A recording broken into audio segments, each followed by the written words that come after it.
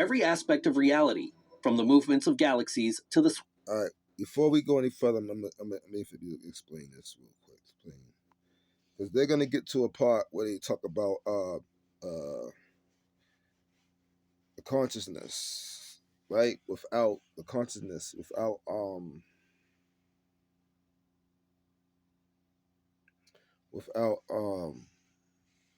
a physical body. There we go. And there when he's talking, what they're gonna talk about also is that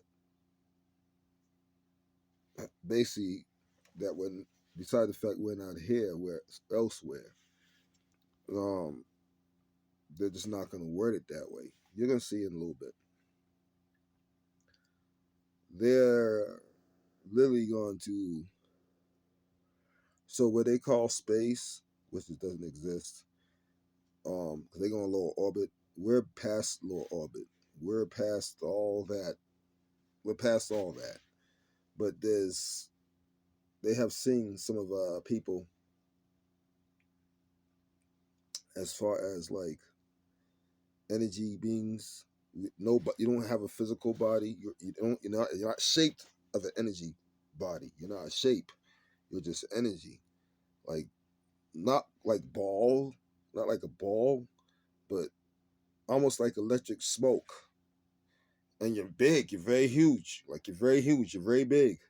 Like you're gigantic, but you're not a physical, you don't really have a shape.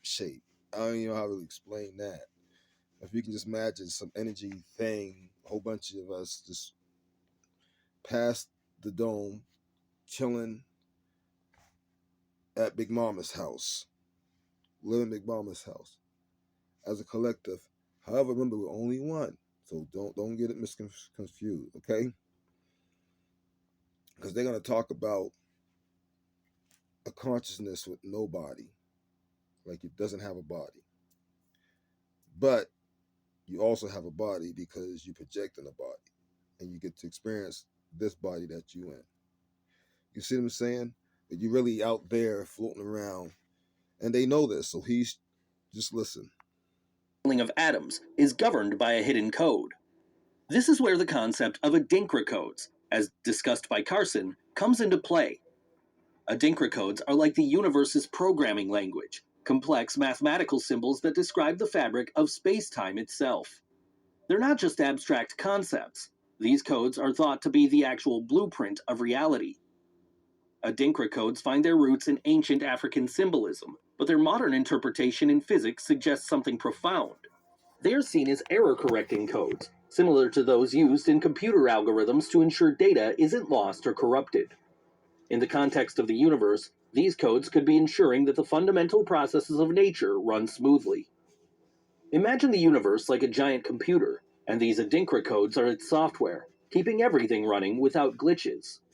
This idea transforms our understanding of space-time from something passive, just a stage where the events of the universe unfold, to an active participant, governed by a set of intricate mathematical rules. It suggests that the reality we experience is underpinned by a complex underlying structure that we're only just beginning to understand. Consciousness beyond physical bodies. Now let's turn to one of the most intriguing aspects of Carson's ideas, the nature of consciousness. Often, we think of our minds as being produced by our brains, contained within our physical bodies. But what if consciousness is more like a broadcast, being picked up by our brains like radios picking up a signal? This perspective sees consciousness not as something generated internally, but as something external that we tap into. This idea is radical because it suggests that our sense of self, our thoughts, and our awareness might originate from outside our physical bodies, probably even from another dimension. It's like the brain is a receiver, tuning into a frequency from a vast ocean of consciousness that exists beyond our physical world. Carson takes this further by suggesting that all humans, and potentially all life, are connected to this single source of consciousness. It's akin to the idea that every radio, regardless of its location or design, can tune in to the same station. This connection could explain experiences of deep empathy, intuition, or even psychic phenomena, as Just so you know, humans are not connected to the ether at all. We are, because we're not human. Is where individuals are tapping more directly into this shared stream of consciousness. The illusion of physical existence and universal consciousness. Have you ever considered that what we see and touch might not be as solid as it seems? Carson introduces a mind-bending idea. Our physical reality might be more illusion than actual substance. He brings up an astonishing fact about atoms. They are 99.999% empty space. If you remove all the empty space within every human on Earth, you could fit the entire human population into the volume of a sugar cube. This notion turns our understanding of physical existence on its head. It suggests that what we perceive as solid and tangible, buildings, mountains, or even our own bodies, is mostly nothing but empty space. It's like discovering that a seemingly solid sculpture is actually made of thin air, held together in a specific form by invisible forces. Moreover, Carson proposes that this illusion of physical existence is tied to a single, universal consciousness. Imagine if every radio in the world was tuned to the same station. Similarly, he suggests that every human, every living being, might be tuned into the same frequency of consciousness.